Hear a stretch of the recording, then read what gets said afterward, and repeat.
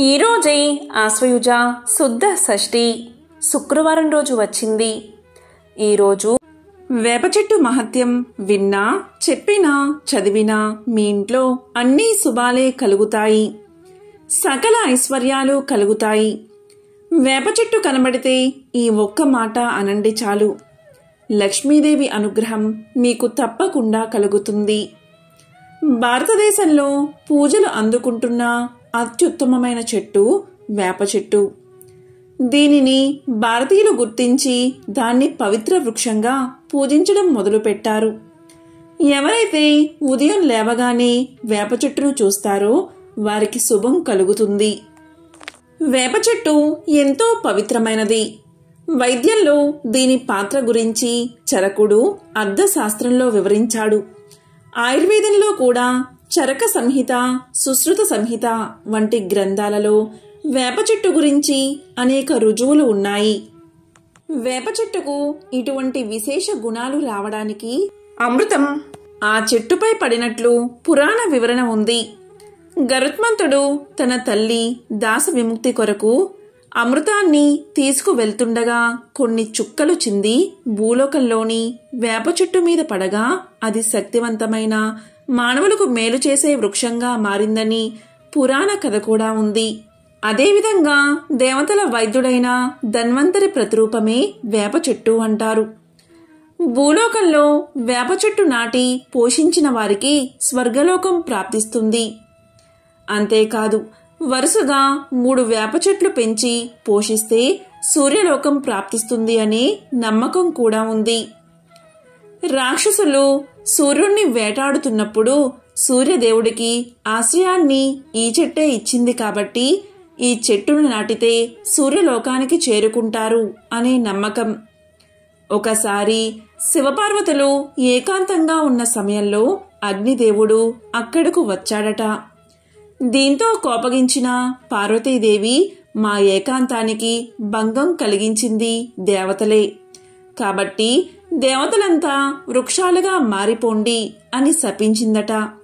దీనితో దేవతలంతా వివిధ వృక్షాలుగా అవతరించారు. వారిలో శ్రీ మహావిష్ణువు రావి చెట్టుగా, ఆయన భార్య అయిన లక్ష్మీదేవి వేప చెట్టుగా మారారు. ఇది పురాణ కథ. అందుకే వేప చెట్టును లక్ష్మీదేవి స్వరూపమని భావిస్తారు. అందువల్లే లక్ష్మీ స్వరూపమైన వేప చెట్టును నాటి దానికి రావి చెట్టుకి వివాహం కూడా చేస్తారు. ఉత్తర భారతదేశంలో వేప చెట్టును నీమాలీదేవి అని పిలుస్తారు. అందుకే రావి చెట్టును పురుషుడిగా, వేప చెట్టును స్త్రీగా భావించి హిందువులు ఎక్కువగా పూజలు చేస్తారు, వివాహాలు చేస్తారు. ఇలా జంట వృక్షాలను పూజిస్తే దాంపత్య దోషాలు తొలగిపోతాయని, దాంపత్యం అన్యోన్యంగా ఉంటుందని శాస్త్రాలు కూడా చెప్తున్నాయి. ఎవరైతే వేప చెట్టును ముట్టుకుని నమస్కారం చేస్తారో అలాంటి వారికి లక్ష్మీదేవి అనుగ్రహం తప్పకుండా కలుగుతుంది. హిందూ సనాతన ధర్మంలో వేప వృక్షానికి ఉన్న ప్రాధాన్యత అత్యంత విశేషమైనది. ఎవరైతే పగటిపూట వేప చెట్టు నీడలో విశ్రమిస్తారో అలాంటి వారు ఆరోగ్యవంతులుగా ఎక్కువ కాలం జీవిస్తారని ప్రాచీన ఆయుర్వేద గ్రంథంలో చరకుడు తెలియచేశాడు. వేప చెట్టు గొప్పతనం గురించి వివరించే ఒక కథ ఇప్పుడు తెలుసుకుందాం. పూర్వం మలయాళ దేశంలో జామరిన్ అనే రాజు ఉండేవాడు. ఆయన ఒకసారి తన రాజ్యమంతటా చింత చెట్టు నాటించడానికి ఆ పనికి తన మంత్రిని ఉపయోగించాడు. ఆ రాజ్యంలో నంబియార్ అనే గొప్ప వైద్యుడు ఉండేవాడు. మూలికా వైద్యంలో నంబియార్కు పెట్టింది పేరు. ఆ కాలంలో ఢిల్లీ పాదుషా దగ్గర ఉండే అరబ్బీ హకీం ప్రకృతి వైద్యంలో అద్భుత ప్రజ్ఞ కలవాడు. నంబియార్ కూడా దాదాపు ఆయనతో సమానమైన వైద్యుడని ప్రజలు చెప్పుకునేవారు. రాజు దేశమంతటా చింత చెట్లు నాటిస్తున్నాడని తెలియగానే నంబియార్ రాజు దగ్గరకు వెళ్లి ఇలా పలికాడు: రాజా, చింత చెట్లు నాటించవద్దు. అవి ప్రస్తుతం చాలానే ఉన్నాయి కదా, వేప చెట్లు నాటించండి. అలా చేస్తే ప్రజలు ఆరోగ్యంగా ఉంటారు, అంటువ్యాధులు దరిచేరవు అని తెలియచేశాడు. దానికి రాజు ఒప్పుకోక ఇలా అన్నాడు, చింత చెట్లు వల్ల అనేక ఉపయోగాలు ఉన్నాయి. చింతపండుకు మంచి గిరాకీ ఉంది. చింత చెట్టుతో చేసినవి శ్రేష్టమైనవి. చింత చిగురు, చింత పువ్వు ఎంతో రుచిగా ఉంటాయి. దారుల వెంట చింత చెట్లు నాటితే ఎవరి పోషణ అవసరం లేకుండానే అవి బ్రహ్మాండమైన చెట్లుగా పెరిగి ప్రయాణికులకు చల్లని నీడనిస్తాయి. వేప చెట్టు వల్ల ప్రయోజనం ఏమిటి అని రాజు అన్నాడు. ఈ మాటలకు నంబియార్ రాజుకు ఎదురు చెప్పకుండా వెనుతిరిగి వెళ్ళిపోయాడు. అలా వెళ్తూ వెళ్తూ మంత్రి ఇంటికి చేరుకున్నాడు. మంత్రి నంబియార్కు స్వాగతం పలికాడు. అప్పుడు నంబియార్ మంత్రి వైపు చూస్తూ ఉండిపోయాడు. అప్పుడు మంత్రిగారు నవ్వుతూ, ఎందుకు మీరు అలా నన్ను పరీక్షగా చూస్తున్నారు? మీ దయ వల్ల నా ఆరోగ్యానికి ఎటువంటి లోపం లేదు అన్నాడు. దానికి నంబియార్ గంభీరంగా, ఇప్పుడేమీ లోపం లేదు, కానీ 6 మాసాలలో మీకు భయంకరమైన జబ్బు చెయ్యబోతుంది. సకాలంలో దానికి తగిన చికిత్స చెయ్యాలి, లేకపోతే చాలా ప్రమాదం అన్నాడు. నంబియార్ మాటలకు మంత్రి కంగారు పడి, అయితే తక్షణమే వైద్యాన్ని ప్రారంభించండి అన్నాడు. దానికి నంబియార్ ఇలా పలికాడు, ఈ వ్యాధి వైద్యానికి లొంగేది కాదు. మీరు వెంటనే బయలుదేరి ఢిల్లీలో పాదుషా దగ్గర ఉండే హకీంని చూడడం మంచిది అన్నాడు. దానికి మంత్రి ఇలా అన్నాడు, అంత దూరం ఏదో విధంగా కష్టపడి వెళ్తే మాత్రం ఆయన నన్ను సరిగ్గా చూస్తాడా అన్నాడు. దానికి నంబియార్ ఇలా అన్నాడు, హకీం గారికి అటువంటి తేడాలేమీ లేవు. ఆయన ఎంత పేదవాడు వచ్చినా ధనవంతుడు వచ్చినా ఒకేలా ఆదరిస్తాడు. మీరు వెంటనే బయలుదేరడం మంచిది అన్నాడు. వ్యాధి విషయంలో నంబియార్ చెప్పిన మాటలకు తిరుగులేదు కాబట్టి మంత్రి సెలవు తీసుకుని ఢిల్లీకి ప్రయాణమయ్యాడు. ఆయన బయలుదేరే సమయంలో నంబియార్ ఒక సలహా ఇచ్చాడు. మీరు దారిలో ప్రయాణం చేసే సమయంలో చింత చెట్టు నీడలోనే విశ్రమించండి. చింత చెట్టు తోపుల్లోనే పడుకోండి. చింత చెట్టు పుల్లతోనే దంతాలు తోముకోండి. మీ వంట చింత చెట్టు కట్టెలతోనే చేయించుకోండి అన్నాడు. ఇక మంత్రి నంబియార్ ఇచ్చిన సలహాను అక్షరాలా పాటిస్తూ తన సపరివారంగా ఢిల్లీకి ప్రయాణమయ్యాడు. ఇంకా ఢిల్లీకి చేరే లోపలే ఆయన ఆరోగ్యం పాడవడం ప్రారంభమైంది. బలహీనత ఏర్పడింది. శరీరం చిక్కి పాలిపోసాగింది. ఆహా, నంబియార్ ఎంత తెలివైన వైద్యుడు! ఈరోజు వచ్చిన అనారోగ్యాన్ని ఆ రోజే పసిగట్టాడు అనుకుంటూ మంత్రి అత్యంత అనారోగ్య పరిస్థితుల్లో ఢిల్లీకి చేరుకున్నాడు. ఆయనకు హకీం గారి దర్శనం చాలా సులువుగా లభించింది.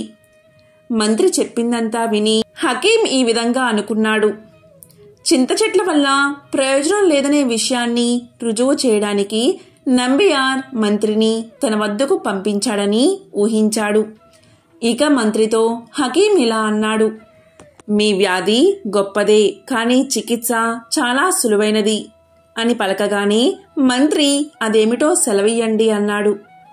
వెంటనే హకీం ఇలా చెప్పాడు, మీరు వెంటనే బయలుదేరి మీ దేశానికి వెళ్ళిపోండి.